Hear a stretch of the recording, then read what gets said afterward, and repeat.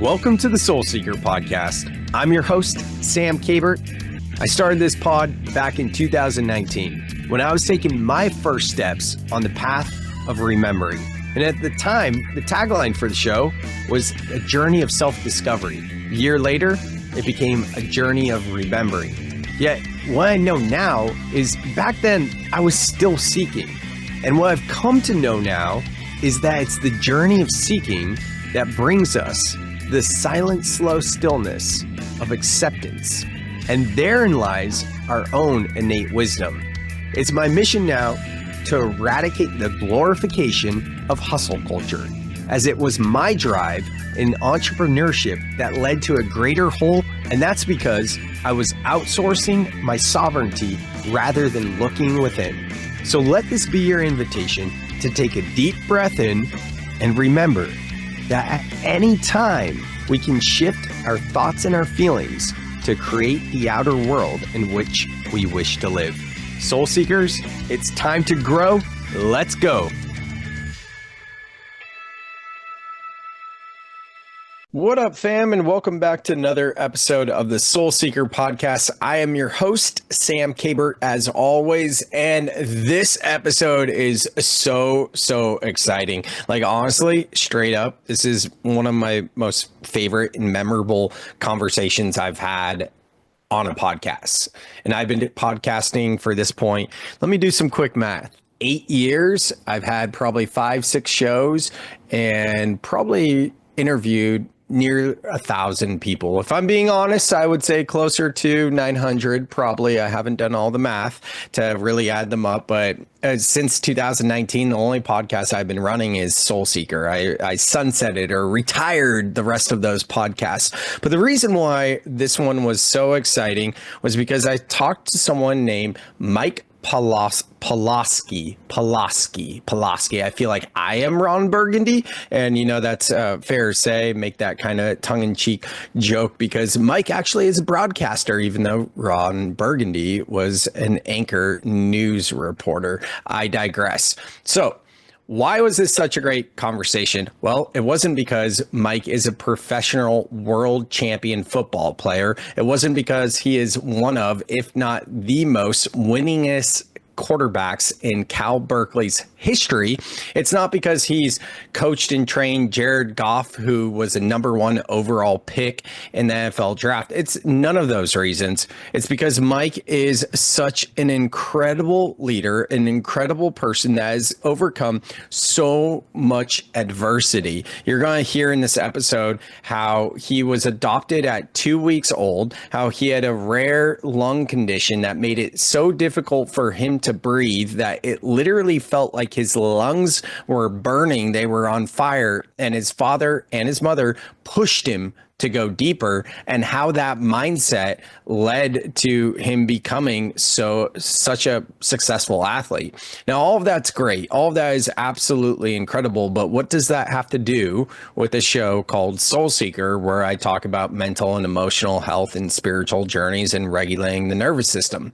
Well, what's so fascinating about Mike's work is he perfectly embodies my philosophy of soul life balance. And soul life balance is really recategorizing mental and emotional health first and foremost, while still being grounded and disciplined in the human experience.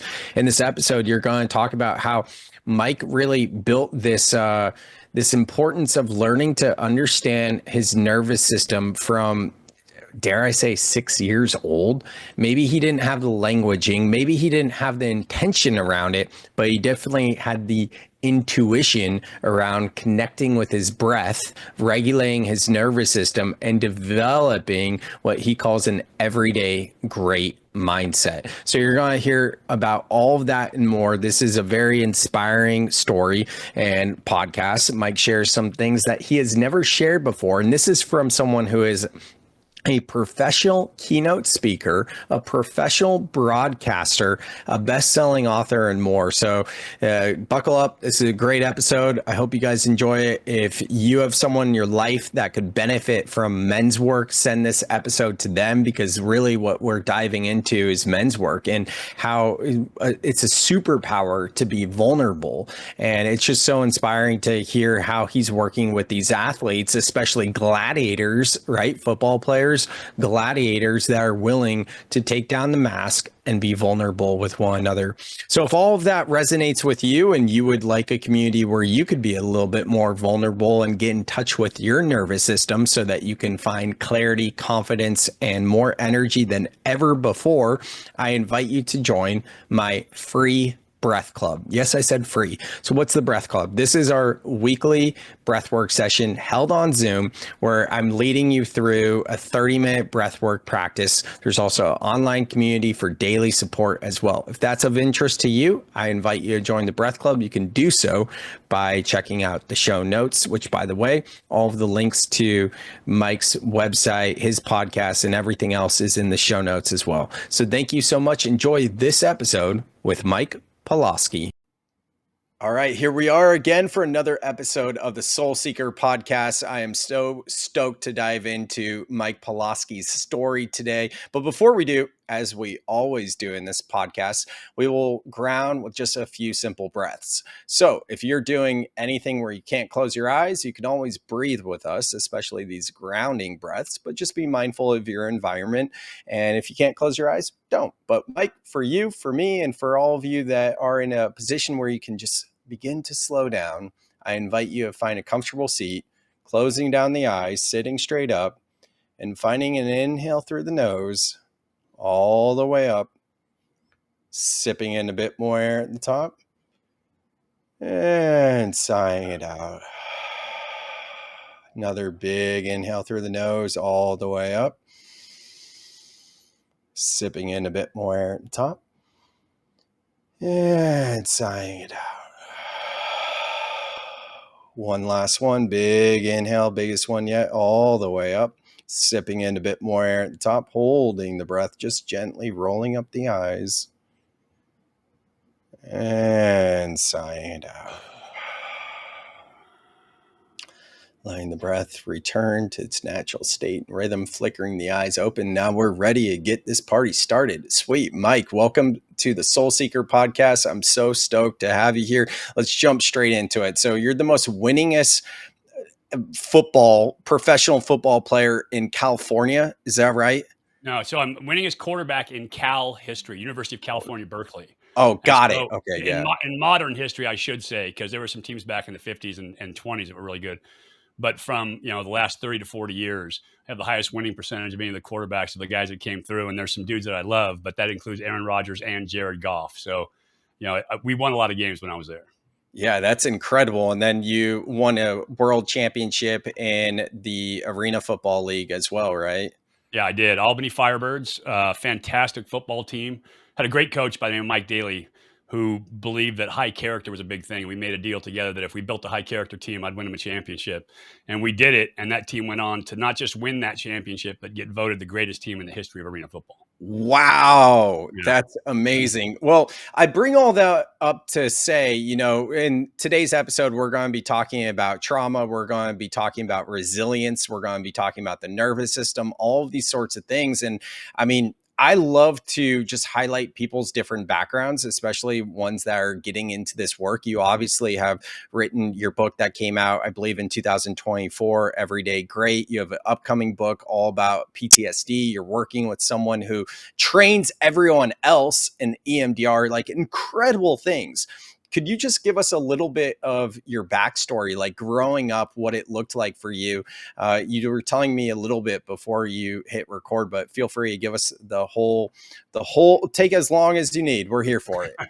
I appreciate that, brother. First off, thank you for having me on. I appreciate it. I know, when you run a podcast, your audience really, really matters. And so I listen to your podcast. I appreciate how much you care about your audience and what you bring to them. So I want to kind of bring my A game for you here today. I grew up in Southern California. I had the most incredible parents of all time, Gary and Chris Pawlawski. They were phenomenal. But early on, I was adopted right out the chute, and I say that now, and I never talked about this. This is literally the first time I'm speaking about this in a real public format, because this year I found out some interesting news about having a brother and sister that I didn't know about prior to this year. But as that kid, I was born with pneumonia, that little infant, the tiny little one. And I couldn't breathe. And I was for the first 2 weeks of my life, in foster care. And so they were feeding me something also where I couldn't eat. So I couldn't breathe, couldn't eat, wasn't sleeping. Obviously, at that age, for an infant, newborn, where you already have no control, that completely takes away control, makes you feel miserable. It's big T trauma, right? For a new being that small.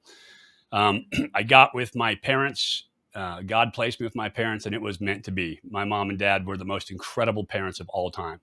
And the fact is that they weren't able to have their own children. And so God figured out how to get them children, because they needed to be parents, and they were incredible. And I'm thankful every day for them. But I also had the thing that would cause my pneumonia. I had cystic fibrosis. And so as a result, I had severe lung disease. And every fall, my lungs would fill with fluid, and I would get sick as a dog, and I would end up in the emergency room with pneumonia or the croup or some kind of seriously life-threatening illness. And on 3 different occasions, the doctors actually told my parents, if he makes it through the night, he'll probably be okay. And so it was literally dire. Again, big T trauma stuff, right? So all those things that you face, where at that age, again, no control, that loss of control is what puts us into dorsal vagal shutdown. We'll get into all that later, but it's that trauma that hits the setting button in your nervous system. And so at 6 years old, and I talk about this when I speak publicly to groups, my parents asked the doctor, like, what can we do to help him get over this disease? How can we keep him out of the hospital? Because obviously this was trauma for them too, right? Watching your child suffer, not being able to help them. It's such a helpless feeling. And the doctor gave him some interesting news. He said, might try throwing him in sports, it might strengthen his lungs. Now, my dad grew up playing sports. He was football, baseball, basketball, whatever he could do. He was playing sports. He was a track guy. My mom grew up in post-war Germany, so she had some of her own stuff that she brought with her, right? But she was the ultimate mama bear. She just loved and cared about both me and my brother Eric so much that she grew up playing soccer a little bit, and she's like, yes, that is it. It gives us hope. It's an opportunity. We're going to do this. And so they put me in everything from baseball, basketball, soccer, swimming, tennis, track, like you name it. And they had me doing these sports. And I can literally remember how hard it was to breathe the first times. My lungs would burn. And I couldn't understand why it was so much harder for me to condition than it was for the other kids. Now, they hadn't diagnosed the cystic fibrosis. I was just getting sick every year. It goes on to, at the age of 15, I learned that I never have to get back in the hospital room for pneumonia again. I've trained, I've learned, I've developed my nervous system, I've developed my cardiovascular system, my pulmonary system, to the point now where I've literally beaten what would later get diagnosed as cystic fibrosis. And then that passion and understanding, not literally understanding, but knowing that that's what beat my lung disease, it became a drive for me every day to find a way to get better, to improve, to create optimal performance at all times. That became a real driving force for me. And so I did that, went on to play professional sports. You talked about a little bit. I get my college scholarship to Cal, and I knew for a fact that I was not good enough to play there when I showed up, right? Incredible imposter syndrome. And then I grew there. I learned the stresses enhancing mindset. And then I all of a sudden realized that I could play college football. And not only could I play college football, I played at a high level. And I ended up going on to become the Pac-10 Offensive Player of the Year, right, at Cal. We win 10 games. We're number 7 in the country. We beat Clemson in the Citrus Bowl like they stole something, like beat them ugly. I go on, I get drafted in the NFL. Never really got a shot to play there, get cut from the CFL, go to the Arena League. I get cut a couple times in the Arena League. Finally ended up with the Albany Firebirds. and we go on to win a world championship, and I become the highest rated passer in the history of the Arena Football League. Wow. So in spite of every kind of hurdle or obstacle that was thrown in my way, I found a way to succeed and to overcome it. And then a lot of it is due to those big T traumas from when I was a kid, right? It's amazing how it works within our nervous system. And I know we'll talk about a lot of that coming out. But I learned how to optimize performance, how to focus down to the process, take one step at a time, do all those things that help you to have success no matter what you do. And that's the title of my book is Everyday Great, and the subtitle is The Playbook for Winning at Everything. Mm-hmm. And that's what I learned by growing up and overcoming cystic fibrosis. It's incredible. Such an inspiring story. And there's a reason why you're an author, a broadcaster, and a keynote speaker. So I love it. Thank you so much for highlighting all of that. And so to go back, like when you were 6 years old, that's when you started to get into sports, correct? Yeah. My parents had, we played around, we'd done, the little things, the gymnastics, those kind of things. Right. But when it became a purpose-driven approach is when I was 6. The doctor said, this will help. My parents said, we are doing it. Like they locked in, they're like, we are doing this full go. And so my brother was playing soccer at the time. And my parents were like, nope, go out there and run with the team. And I wasn't old enough at that time. You had to be 8. So I'm literally running with my brother's soccer team. I'm doing those kind of things where they're putting me into swimming stuff that had a lot of conditioning aspects to it. They had me in basketball to pick up basketball back then. So everything they could put me in, they put me into. So that was when you talked about earlier that your lungs felt like they were on fire, they're burning. Yeah. So I'm curious, like, especially back then, because even now, like, breath work and nervous system, all that, like there's a lot of talk around it, right? But like back then, like what did you do physically to overcome those sensations? So there's a couple things that actually I still have some of them today from time to time that I do that you didn't know. When I would run sprints, it would hurt and it would burn so bad. And that's a kid, that's scary. Your lungs are literally burning. For those who don't know, cystic fibrosis means that you create extra mucus. You end up with all this fluid, and that fluid is hard to clear. And so as a result, your lungs get really sticky. They're not as elastic, and you have these blockages in your lungs. You can't process as much oxygen. And so that's what was going on with me is I was trying to process oxygen, and I couldn't do it at that rate. And I would cough, and I would hack, and I would do all those things. But I would make a deal with myself. I would run a sprint, and it would burn, and I'd bend over, and coaches would be like, stand up, because back then they thought that was the best way to get air, which is completely wrong, by the way. And so I would stand up and I would put my hands behind my head and try to stretch my lungs. And I would say, I'm going to run the next one. I'm just going to run the next one. I would make a deal with myself and I didn't know it then, right? I didn't understand it then. Since then, I've done the studies for my book, but the human brain hates uncertainty. And so when it doesn't know how many are left, right? How many sprints are left, or how long it's going to be, or what it's going to take, it starts to spin these fears, right? And this is the negativity bias that we all have, that little voice in your head telling you, I can't make this. I don't have this. It's not in me. Like those things. And that's when your brain starts to say it. And I would make the deal that I'm just going to run the next one. That's it. I would put my mind to that because anybody can do one of anything. And so I would line up and I would run and I would sprint full speed and I would win it oftentimes because I decided I'm going to do it. I would get to the far end. I would bend over. It would hurt. And I would look over the sideline and my mom would be standing there and she'd have that mama bear face on where she's like, my little boy, I'm worried about him. She was that kind of mom. She's great. I still literally send her a video every morning. She's incredible. And my dad, though, who was also incredible, was voted Citizen of the Year twice in our hometown when I grew up, was former 82nd Airborne, right? He was a paratrooper. And so he was tougher than hell. And he would look at me and he'd go, look, if you get a nick, you get a bruise, you get a scratch. If it hurts, if your lungs burn, you just rub a little dirt on it and you get back in the game. And that's what you do. And so that's what I did. And I'd stand up after that next one and I'd go, okay, and now I'm just going to run the next one. Mm-hmm. The next one. And so I literally didn't know it then, but I was developing this one at a time process. It was what we are now calling being present, right? Mm-hmm. And I'm not thinking about anything else, but I'm thinking about this moment and being there. And I started developing that at 6 years old, which was amazing. And then in terms of breath work, I would literally wake up in the mornings. My parents would tell me I would moan in the mornings, but I would take a deep breath as I'm starting to wake up, and I would hold it for as long as possible, not knowing. And I would Right. just go,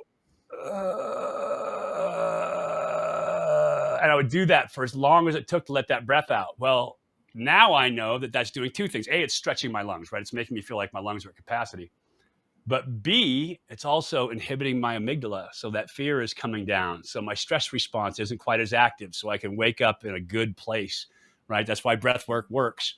And so I kind of developed these things, and I intuitively understood that they were helping me, even if I didn't understand the science as to why they were helping me. And it's why it became super important for me, and so intentional later in my life, to find all those things that can increase performance and optimize behaviors and all of that stuff that can help me. And it became a huge part of my life as an athlete to be constantly improving. Mm-hmm. Have you ever felt overwhelmed by emotions and unsure how to move through them? Sam created the Breath Club to help you find calm and clarity. In this free online community, Sam teaches how to regulate your nervous system through breathwork and process emotions effectively. Did you know that most emotions only last 90 seconds when you fully allow yourself to feel them? This is called the 90-second rule, and it's a powerful tool backed by science for emotional healing. Each week, Sam hosts live calls to guide breathwork practices and create real connection. You'll also get access to an online course and pre-recorded breathwork videos. The link to join is in the show notes. I love all of this so much, and there's so many different threads I can pull at. Obviously one of which is intuition, and you mentioned that. And I think a lot of times, especially me being a breathwork practitioner, a teacher, so often people just want to know the science, and I teach a ton of science and all that, and I know you're into that as well. Totally. But at the same time, like, I'm telling myself, I'm telling others, like, sometimes that can be a blocker because we get so in our head of the way it should be. Or for example, if we're doing a breathwork practice, like say brain heart coherence, something like that, inhaling for 5.5 seconds, exhaling for 5.5 seconds. Like, I mean, it's hard enough to count to 5.5 seconds, Yeah. And literally, if you guys haven't tried counting to 5.5 seconds and breathing to 5.5 seconds, it's challenging. If you just do 5 seconds, it's a lot easier. But point being, like, when I'm counting my breaths, whether it's box breathing or anything else, it takes me out of the experience and it puts me in my analytical mind. So for me personally, I actually prefer to go intuitively, just exactly how you described as a little kid, just being like taking that big breath in, holding at the top, and then the slow sigh, let it all out, and not worrying about the seconds. Another thing I think would be a really good topic for us to talk about is, like, these days there's so much talk about, we could call it toxic masculinity, toxic drive, or whatever it is. For me, I know, like, the 75 hard challenge is a huge turnoff.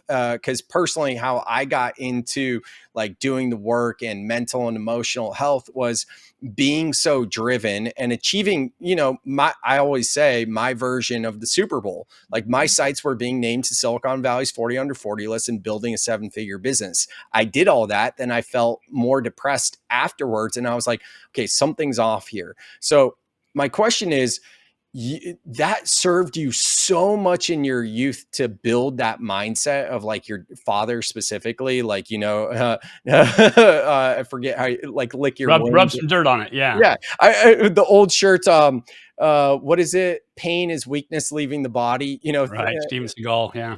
yeah, the sayings like that, which there is truth to a lot of this stuff, and it can build resilience. But where do you find like that middle ground to also bring in mindfulness and emotional health? So I love a ton of what you just said. Like, I'm there with you on all of it. Today, the big culture is the grind culture, right? And they Right. glorify the grind, and it doesn't take into account the actuality of the human nervous system. It just really Mhm. doesn't. And so it's become performative more than anything, as far as I'm concerned. These guys are doing it to say, "Oh, I'm grinding. Oh, I'm grinding." rest and recovery are part of improvement. You can't adapt. See, the premise in my book is that you are always training. The human organism is the most adaptive organism on this planet. We have literally built cities at 3 miles high where we can live, function, and work in Peru. We have built structures under the ocean where we can live underwater. We live in the deserts. We live in the Arctic tundra. We can adapt to any stress that this planet can throw at us because this is where we came to be. This is where we have lived. This is where we've coexisted forever.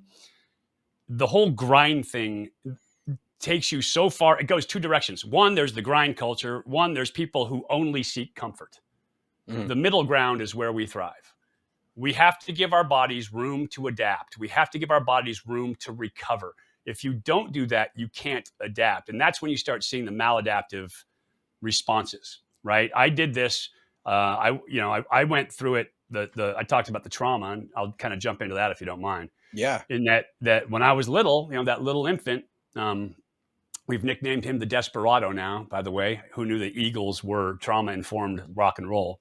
But he, and we'll talk about that too if you want to, but he was so... Well, real quick, are we talking like IFS, like at parts work when you... Yes, well, so yeah, it is IFS in its entirety. I do it through the EMDR process. Okay, and cool. So that internal family system, right? The Desperado, the little one, it's the actual little one who was there, but understanding what he was going through, right? And so he feels so desperate to be healthy, to be connected, to be all those things, that when he gets to that point, when he feels that much stress, the grind for so long that there's no escaping it, that he has no control, all of a sudden, he's the setting in my nervous system. And people, when they talk about PTSD, I hate using that term. I feel like it's stolen valor because it started with the military guys, right? And I know that it's not, and I understand that it's real for everybody. But I tend to refer to it as PTI. It's a post-trauma impression that was made on your nervous system. It's a setting that was locked into your nervous system. And so when you get to a point that triggers that setting, it goes back to the behavior that helped you survive that moment.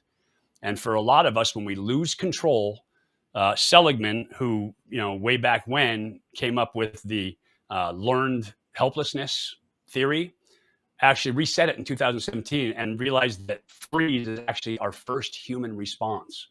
And that we have to learn that we have control in order to overcome the freeze response. Well, that setting oftentimes when we are helpless, when we're little and we have that trauma, is to go right to freeze.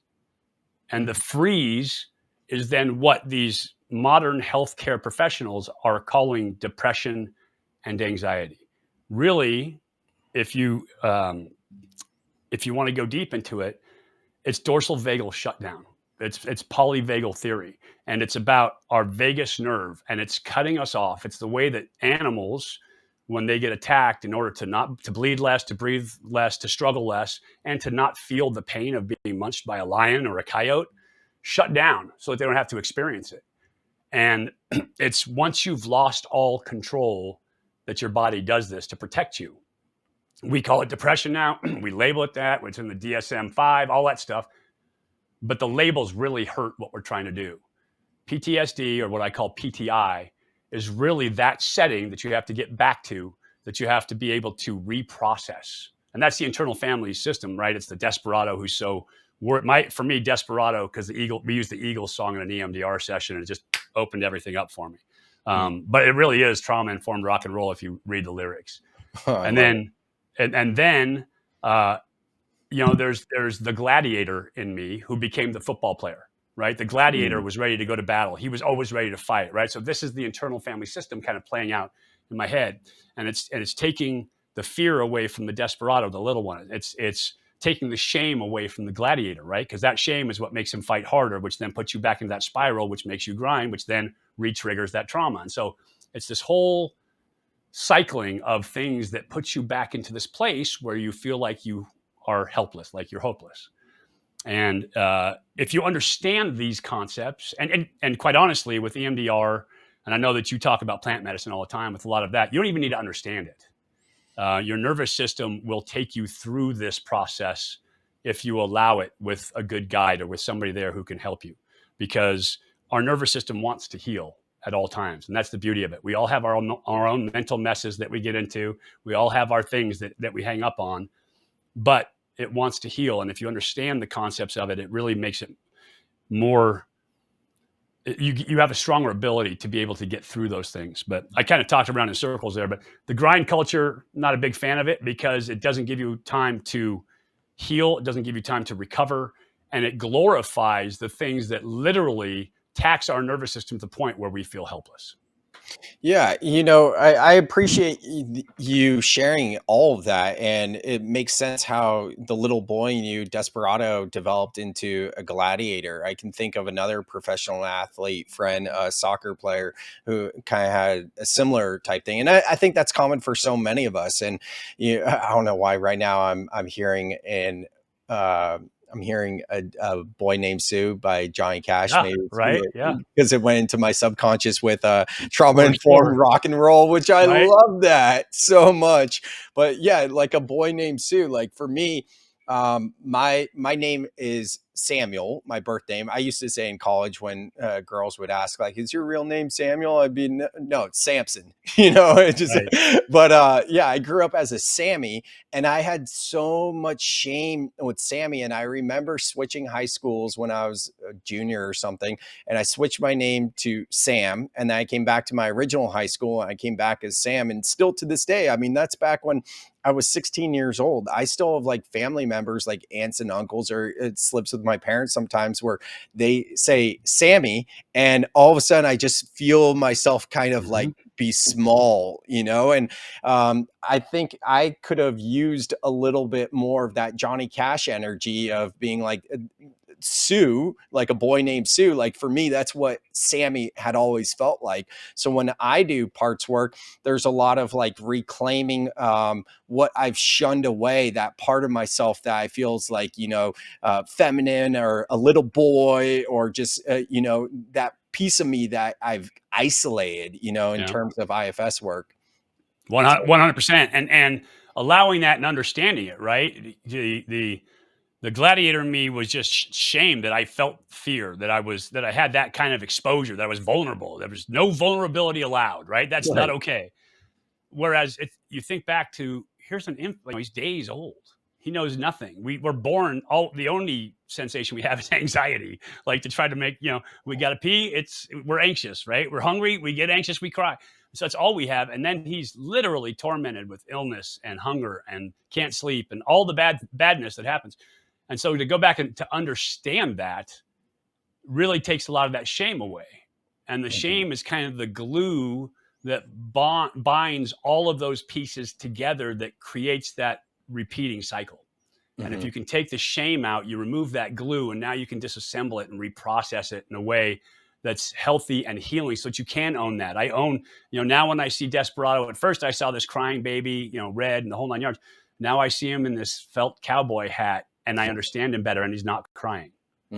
So it's to be able to process it to a point where you can understand it. And now that trigger isn't as powerful as it once was. And that's where you're trying to get to, right? And I had the huge benefit of being able to work with Dr. Cio Hernandez. You talked about her in the open. She is a genius. She was one of the early adapters of EMDR therapy.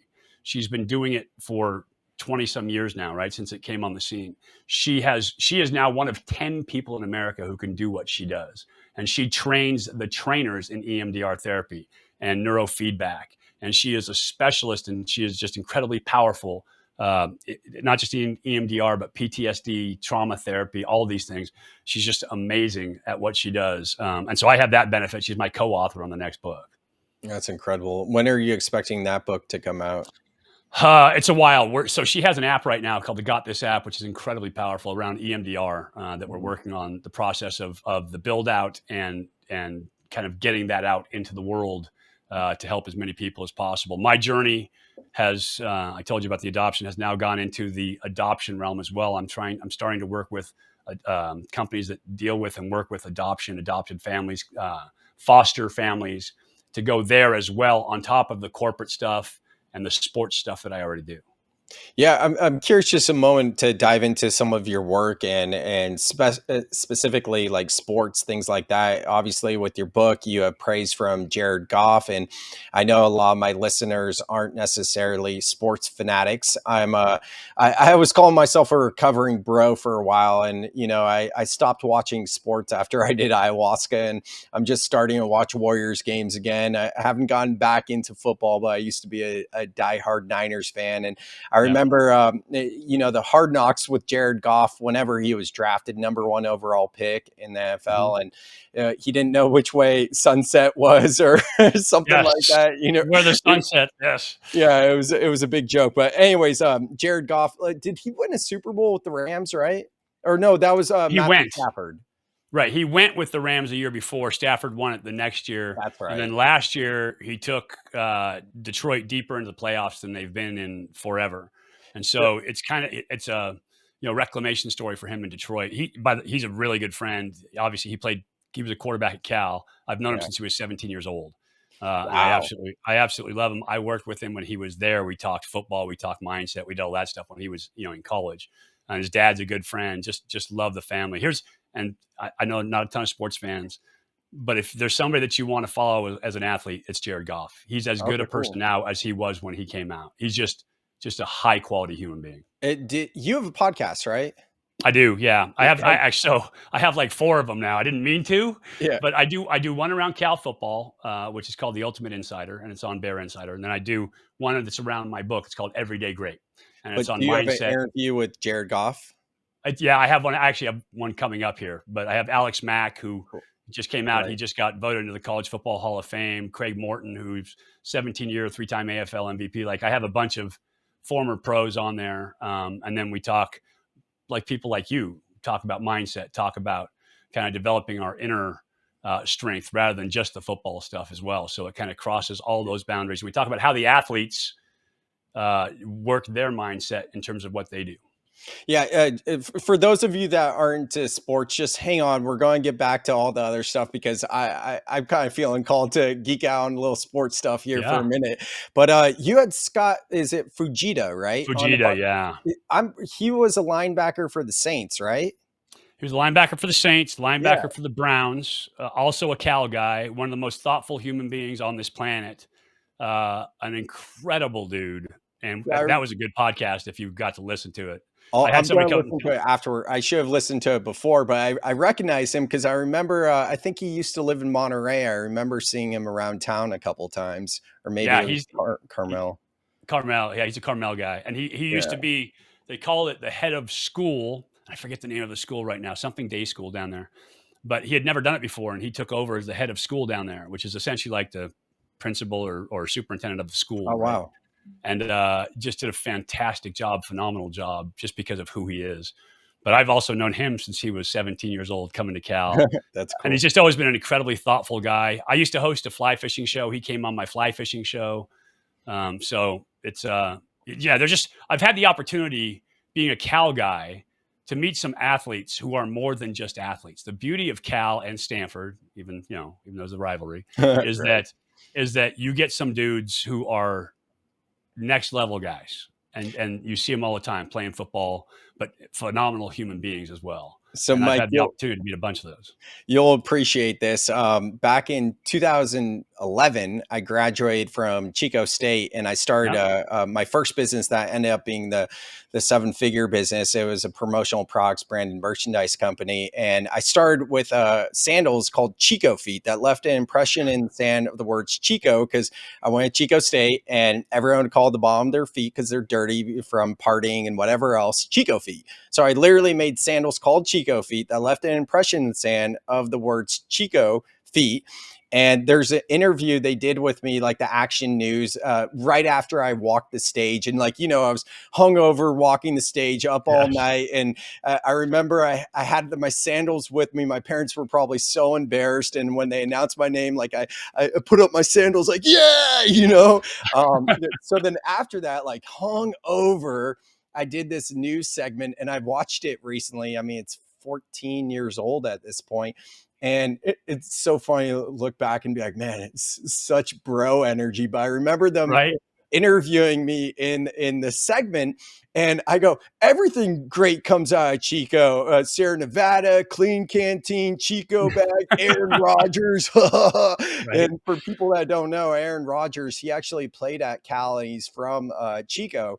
And it's incredible because now he's into the plant medicine work. All right. So having said all of that, the reason why I wanted to bring this up in my initial question with Jared Goff and whatever else is like, football players specifically. I mean, there's football players and like UFC and fighters, like that's some of the more macho sports, you know, and a lot of what we're talking about is being connected with our feelings more than anything. And for men, like that's being vulnerable, and we're not like supposed to be vulnerable. So I'm curious how your message is being received and what sorts of changes you're seeing amongst men specifically that typically would be like, no, I'm not going there.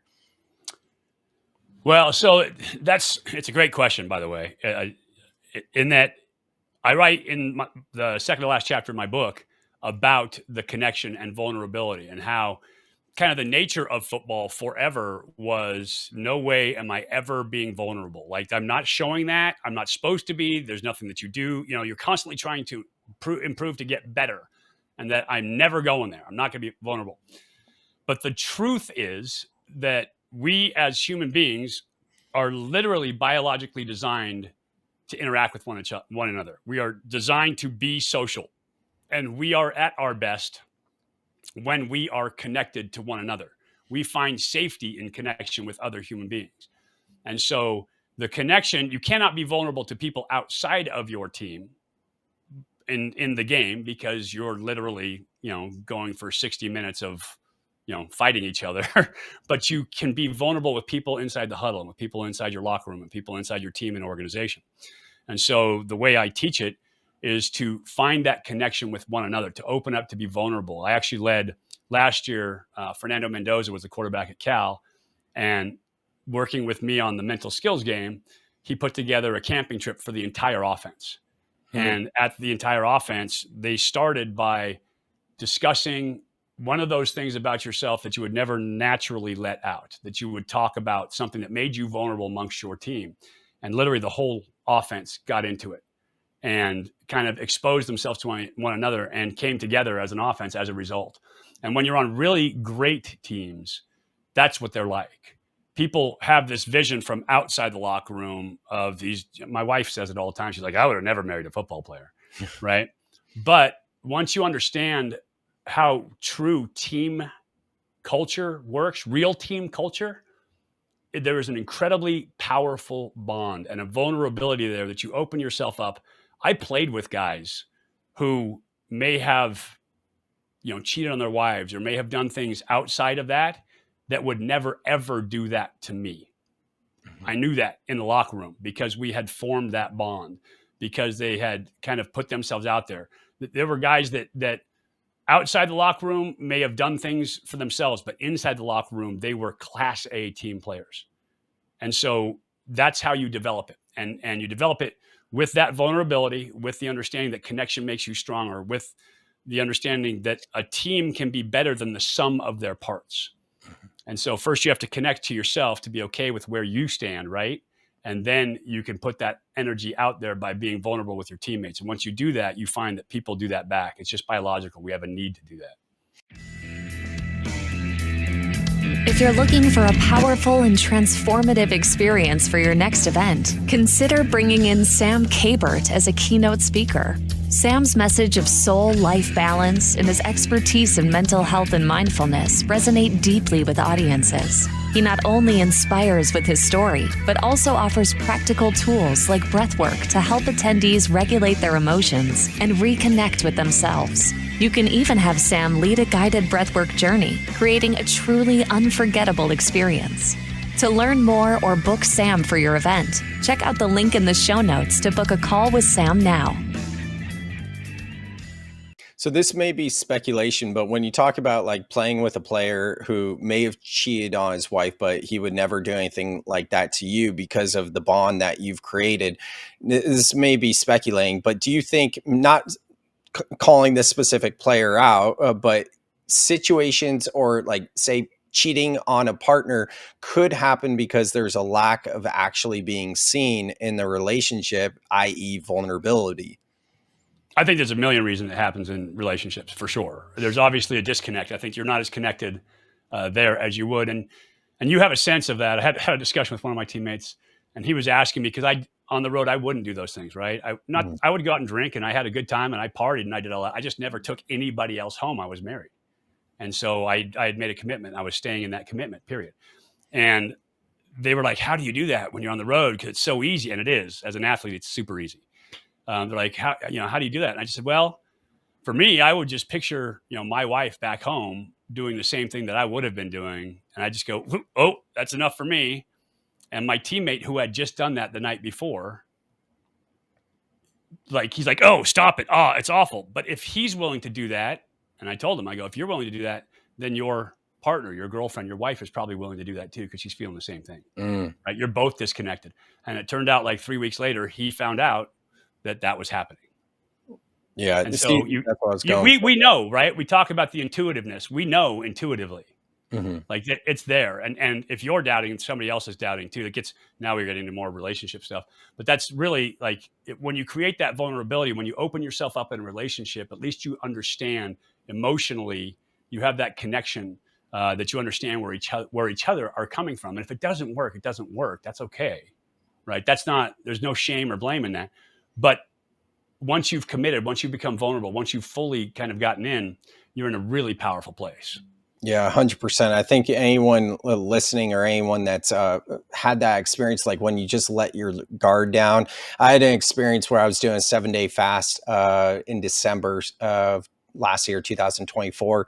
And my neighbor had lost his son, a football player. I think he was like homecoming king or something, early 20s, in a car accident, probably like 6 months before. And I see my neighbor almost every day, the beach walks, whatever.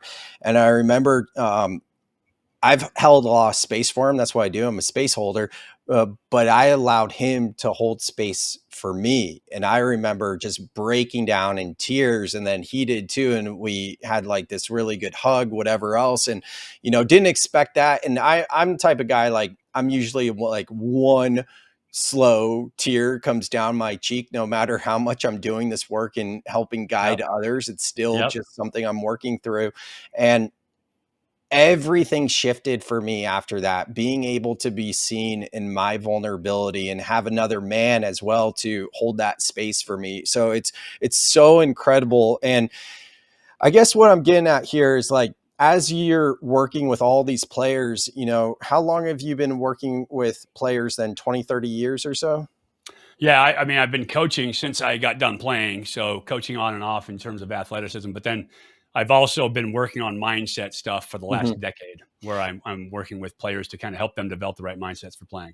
Yeah, and I think there's a college player right now that's known for college quarterback known for like meditating for before games, right?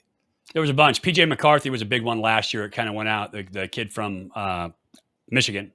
I was just talking about him yesterday. So he's a guy that does, but a bunch of them are doing it now, right? The breath work, the meditation, all of that stuff has found its way in. The guys that I work with, they start meditating, or at least visualizing with meditation, with built into that visualization, right? Because meditation is really about breath work and bringing your focus back without judgment. So that's what we're trying to do. And so I can have you run through plays the same way you would do a body scan.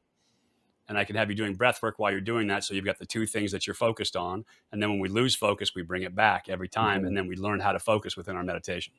So it's clearly becoming like way more acceptable and less stigma. I mean, when I was in college, I had a guy in my fraternity who mentioned meditating. And I remember thinking about like the Ninja Turtle movies from the 90s and being like, meditating, like that's not real, and look at me now, right? But it just 15, 17 years ago or something, just being like, meditate, what are you talking about? And me not even being... all I was top frat above the most popular bar in town and repped like Monster Energy drinks, not a football player or athlete or jock or anything like that.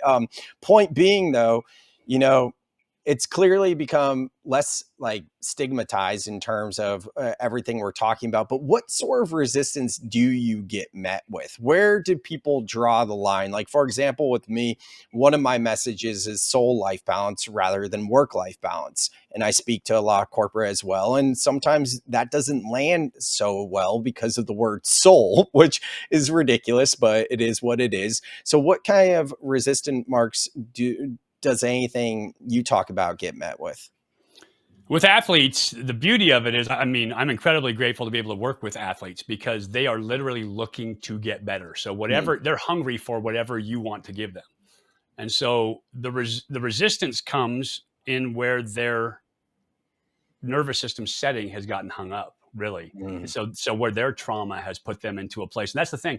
These guys all have the same type of traumas that we have in their past. It could be little T, it could be big T, but they've got something that they're hung up on that's not getting over them. Obviously, it's a performance anxiety thing for most of these guys to be able to be focused in the minute and to understand that biologically speaking, that's helping you to get better, right? Stress is enhancing. And so the resistance comes in recognizing that it's okay to feel like that. It's all right. It doesn't make you weaker, right? So that's their gladiators telling them it's shameful for them to feel that way and to work them through that, to help them see that that's okay. And this grind culture that tells you that you have to be 100% exceptional every single day. You have to be better than you ever were in the history of your athletic career. It's bullshit. You want to be better than your average by the smallest of margin every single day. If you've done that, then you've improved. And if you stack a bunch of those on top of each other, by the end of your career, you realize that you've done something amazing. But it's literally impossible to go from, I was great today, I need to be exceptionally great tomorrow. And you just can't do that. The human nervous system doesn't adapt that fast. We don't grow that fast. We don't have that ability to have that kind of growth within us. So we set reasonable expectations. We find, I use the things I say that my work happens where our biology and our psychology intersects. And so I use biological processes that help harness our psychology to tell ourselves the proper stories so that we can then exceed in the moment. And so we're optimizing obviously for game day, but we have to optimize for every practice too. You want to be in peak performance for games. You want to be in optimal performance for practices. And so we're finding a way to cycle that so that guys can tell themselves the right stories. They can put together a highlight reel so they can get themselves in the right mind frame. All these things that help you to perform and show up on game day with your team. Oh, I love all this so much. This conversation's like filling my cup. This is so much fun. I love it. So you mentioned, or actually, I'll get to that. If something's coming up for one of the people, just regardless of gender, someone you're working with in any sort of capacity. No, let's bring it back to athletes and men specifically. Change my mind there. If something's coming up where maybe it's a resurfacing of a memory that was suppressed, repressed, and it's something like big T, or even if it's small T, but it's something's coming up. How do you support them then? So initially, without any judgment whatsoever, right? Because that's the place that they're at. When it's coming up like that, it's the shame that you're seeing expose itself out there. That's the fear that you're seeing, the shame of being vulnerable for the athletes, right? They don't like that. And so there's zero judgment to them. I help them to recognize that. And we talk through it and try to reprocess it. I think talk therapy is not nearly as effective as stuff like EMDR, bilateral stimulation, those kind of things. And so we find a way to get into a place where we can create a bilateral stimulation. We find a way that we can create movement or tapping or some kind of other pattern where we get into a stimulated state where we can kind of inhibit the amygdala, so our stress response isn't firing off, where we can approach that. If it's really bad, and I've had a couple, but I have the silver bullet in the fact that Dr. C.O. Hernandez works with me all the time. And so if it really needs something to the next level, I give it to true professionals in that space, right? Because crossing over those two is more difficult. You need to take them out of that, the stress and the expectations of sports to be able to deal with the really important stuff. 100%. Because sports is important, but our nervous system and the way that we handle that is even more so important. And so that comes first, and then we can reprocess back in. And it's amazing. The growth, the post-traumatic growth that happens after that for athletes is off the charts. Yeah. It's unbelievable. Yeah, because we're releasing all that we didn't know we were hanging on to, Think about the energy it takes to maintain that, right? Just to maintain the barrier to keep that from surfacing. And once you can now use that energy store back into the flow of what you want to do as an athlete, it's incredibly powerful. All right. So last little small topic here. You mentioned a few times like how stress can be an enhancer. Speak with us a little bit about that. So Dr. Ali Crum from Stanford, I have in my book, I met Dr. Bill Koich, and a quick story. I had that little voice in my head telling me, you're not good enough, you're not enough, you're not fast enough, you're not strong enough. All this before games, and I would start to get that stress response, and I'd feel the butterflies and the sweaty palms and the ears ringing and all that stuff. And it would freak me out, and I would start yawning. And so we met with a sports psychologist as quarterbacks, and we went through the session. At the end of the session, he's like, so you guys got any questions for me? This guy from Brooklyn, New York. He was awesome. Yeah. And I go, yeah, I yawn before games, and it freaks me out. How do I change that? He's like, oh yeah, that's your stress response. I'm like, my stress response? He goes, yeah, it's fight or flight. It's you see a bear, you see a T-Rex, and he wants to get, you either get ready to run or to fight. And long story short, I'm like, so I'm supposed to feel like that? He's like, yeah, it makes you better, to do what you do, to play football, to run or fight. And I was like, oh my God. So all those feelings that I've been trying to deny and be pissed about are making me better at what I'm about to do. Well, Dr. Ali Crum from Stanford, 2016, comes out with her stress is enhancing mindset. If you believe stress is stressful, your biomarkers decrease, your blood pressure increases, and your performance decreases. If you believe that stress is enhancing, which is what Bill gave me with that comment, your blood pressure decreases, your biomarkers increase, and your performance increases. Mm-hmm. And so for athletes, when you feel that, that's your stress response, getting you ready to do what you're about to do. It's enhancing you for what you're about to start doing. Love it. Love it. And great impression. You've definitely told that story before. I have. It's part of my speech when I go out and talk to corporations, because it's a huge perception. It's a huge mind shift for people, sure. Right? And the shift is what you need to have. Yeah, I love the reframe. I'm so glad I asked that so we could get that in there, because that is so massive. Mike, I could talk to you all day. I could do so many more podcasts with you. This has been such a blast. I appreciate you coming on the show. Everyone, check out the show notes. You can find Mike's website there, the link to his book, Everyday Great, and also listen to his podcast. So Mike, thank you so much for taking the time to chat with us here on Soul Seeker Show. I appreciate you having me on, brother. I appreciate you trusting me enough to trust me with your audience. It's a great time. I love what you're doing. I think it's awesome. And I think, kind of where we cross over is a pretty powerful place for human beings. So appreciate you having me on. I look forward to having you on my Everyday Great podcast, and we can kind of continue this conversation the other direction. Awesome. I'd love to be honored to be a guest on your show. Thank you so much, Mike. And we'll talk more. Thank you so much for listening to the very end. If you enjoyed this episode, I would appreciate if you could just take a few moments to leave the podcast a 5-star review. Leaving a 5-star review helps other people discover the podcast so that the pod can grow. And if you are down with the mission of this podcast to raise the collective consciousness from its fallen state, then why not give back to the show? It's easy, it's free, it's quick, it's simple. All you gotta do is leave the show a 5-star review. And if you want to go deeper with me, know that the best way to do so is by joining my Breath Club community, where I lead you through breath work every single week. And there's a bank of pre-recorded breath work exercises that you can do on your own. I, of course, am a keynote speaker myself and a coach as well. So if you're interested in working together in that capacity, please feel free to reach out. Other than that, all the links to connect with Mike are in the show notes. And I will see you on the next episode of the Soul Seeker podcast.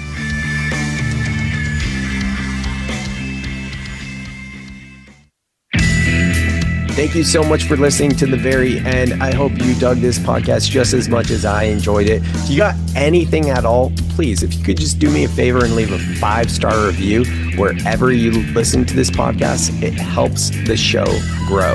So thank you for considering to leave a review. If you want to go deeper with Soltara or Elan, you can find the links to connect with them in the show notes. And if you want to work with me, the best way to work with me, the easiest way to work with me is the free way, and that's by joining the Breath Club. The link to the Breath Club is in the show notes. And also know that I'm available for one-on-one support, that is coaching and guidance, as well as keynotes and breathwork journeys for conferences and events. Thank you so much, and I will see you on the next episode of The Soul Seeker.